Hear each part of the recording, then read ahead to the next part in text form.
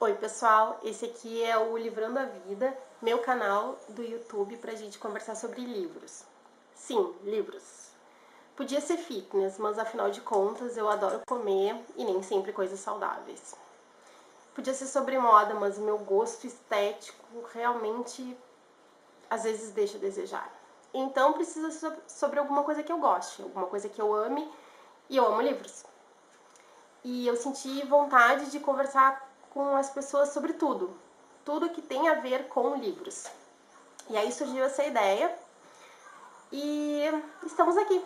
Vamos conversar sobre livros.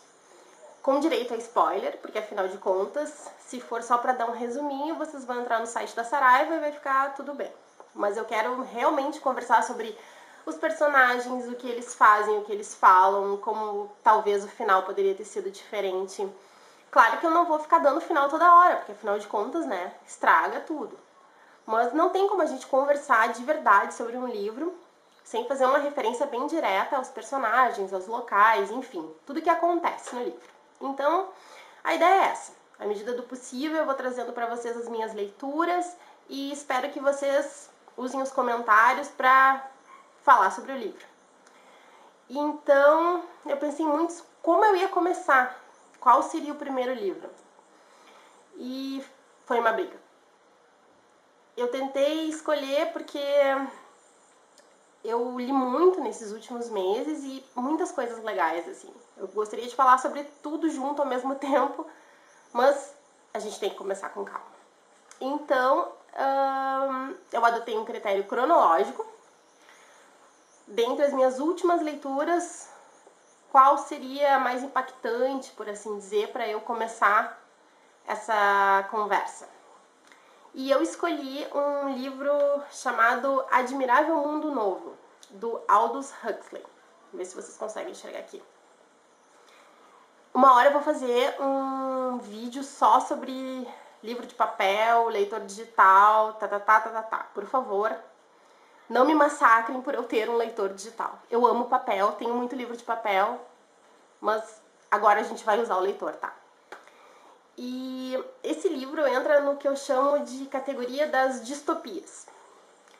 Acho que todo mundo sabe o que é uma utopia, que é aquela ideia idílica, paradisíaca, que só tem coisa boa, tudo é perfeito, todos somos felizes, enfim. Uma distopia é uma utopia com sinal trocado. Então, pode haver perfeição, mas por trás dela é tudo um horror.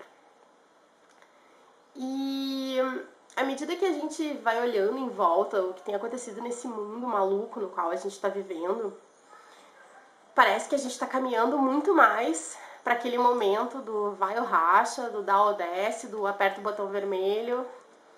Então eu senti uma certa necessidade de saber o pior que poderia acontecer, digamos assim. E aí eu comecei a procurar livros focados num futuro distópico, assim. O que de pior poderia acontecer? E será que pior é uma palavra que se aplica? Enfim. Foi nessa vibe que eu li O Conto da Aia, li Fahrenheit 451.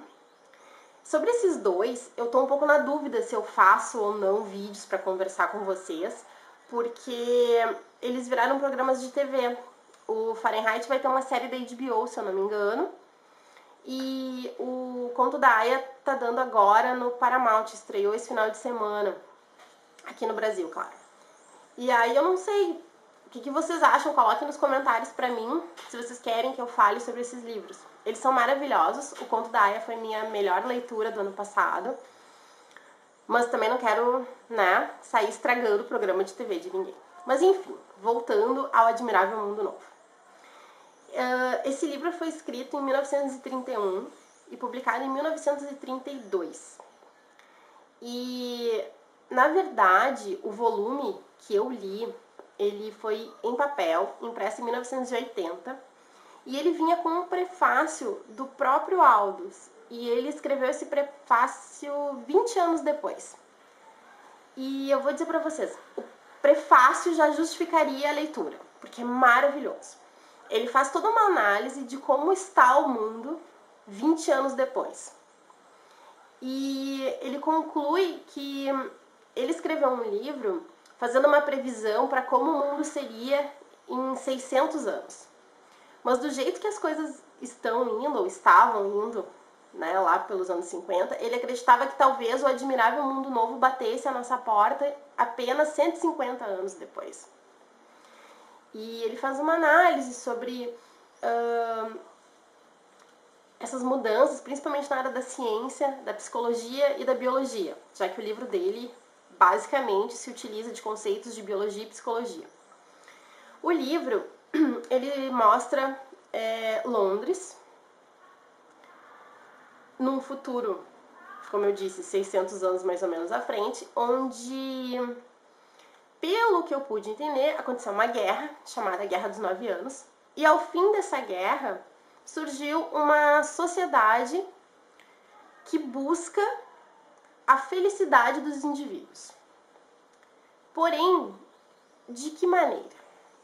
Acabando com a individualidade, acabando com a religião, acabando com o nascimento natural de pessoas e criando conceitos de felicidade e castas sociais. O livro inicia de uma maneira bem legal, assim, na minha opinião, porque ele é narrado no comecinho como se alguém estivesse fazendo uma visita ao laboratório onde as pessoas nascem. Então, o diretor do laboratório, Thomas, ele faz uma explanação bem didática, assim, de como é que funciona aquilo ali. E com isso o leitor começa a tomar pé da situação. Então, as pessoas são criadas em laboratório.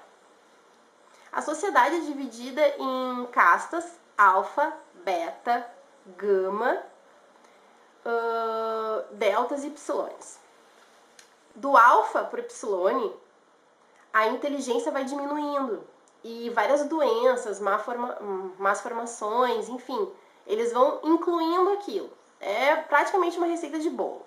Alfa será alto, esbelto, para a prática de esportes, vai exercer os cargos mais importantes na nossa hierarquia, vai ser bonito, enfim.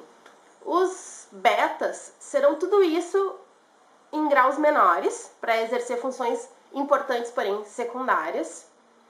E dali para baixo, todos vão fazer atividades simples, que não requeram criatividade, desenvolvimento de pensamento.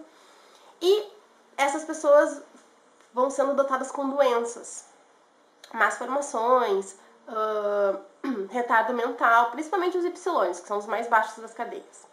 Então essas pessoas são criadas em laboratório.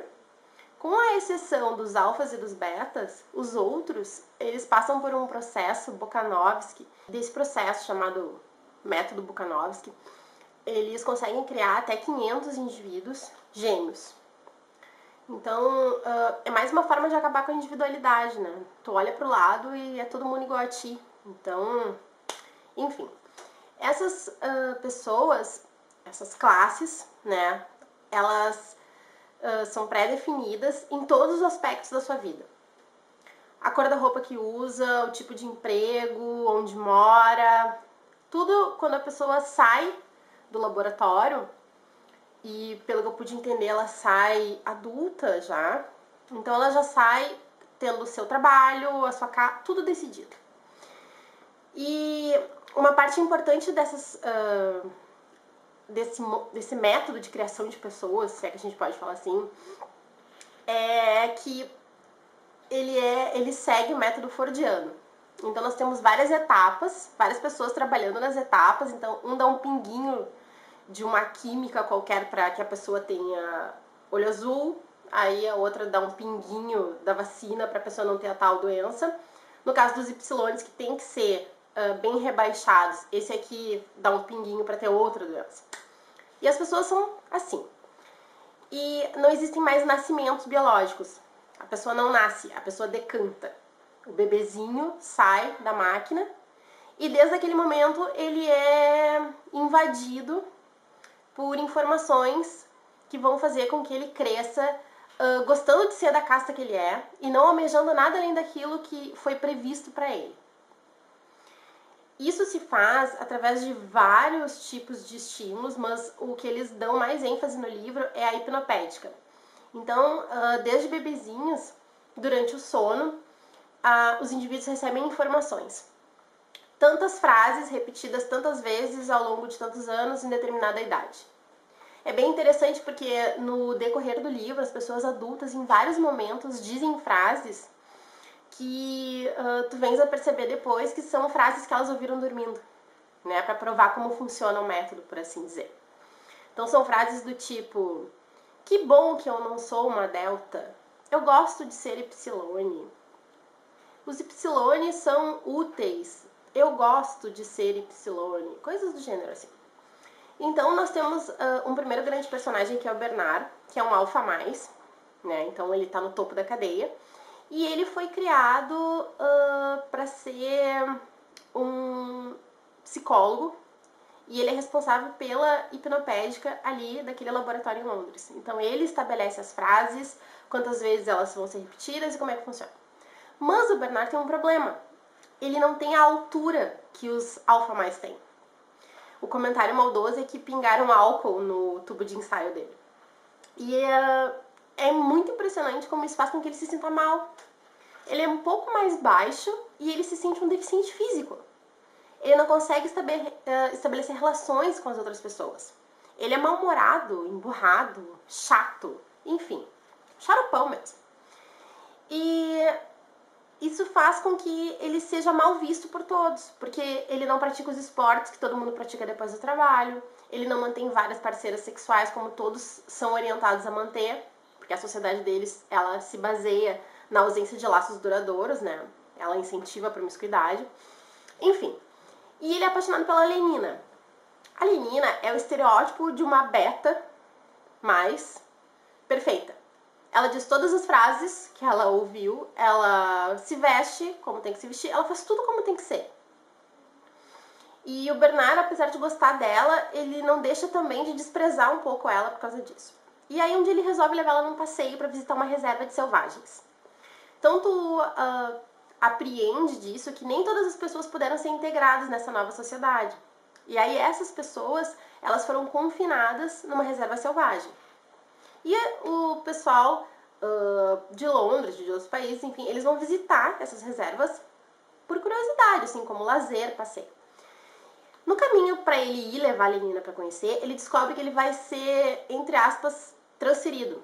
Porque o Thomas, que é o diretor, não gosta dele justamente por ele ser essa pessoa mal-humorada e que não se integra com os colegas da maneira como a sociedade diz que tem que ser.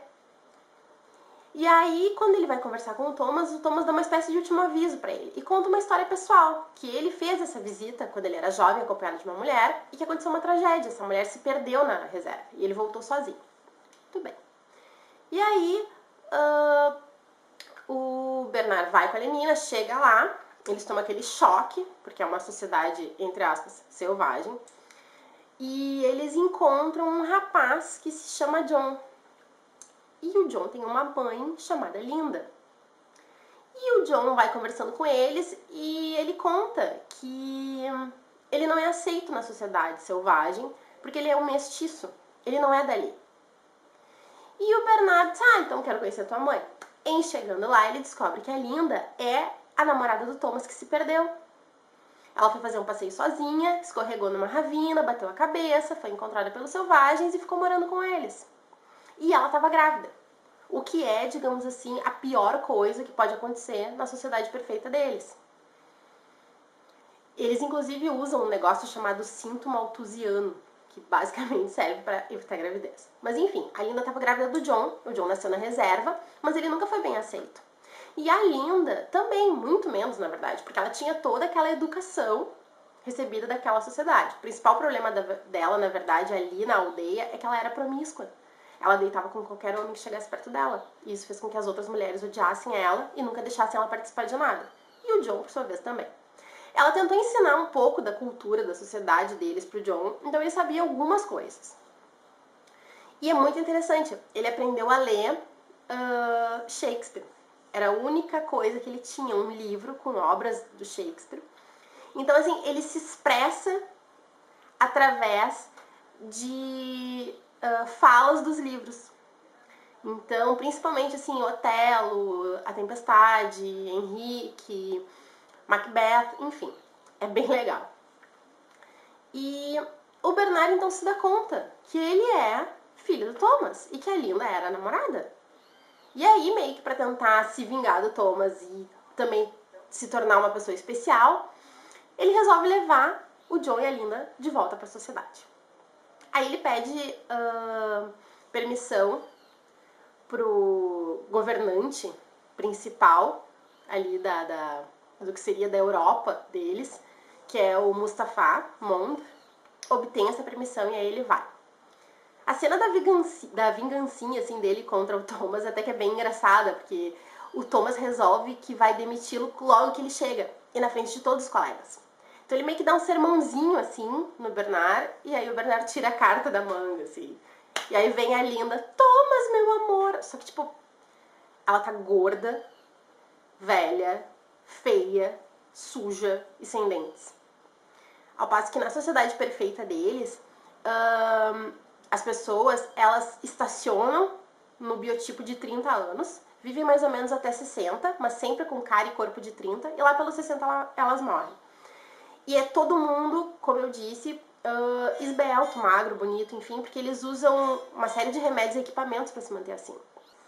E aqui eu vou dar uma paradinha, porque como esse foi o vídeo de apresentação no canal, e já falando sobre o nosso primeiro livro, eu acho que acabou ficando um pouquinho extenso demais. Então eu vou fazer uma segunda parte e espero que vocês todos tenham gostado do que viram até aqui e assistam a segunda parte.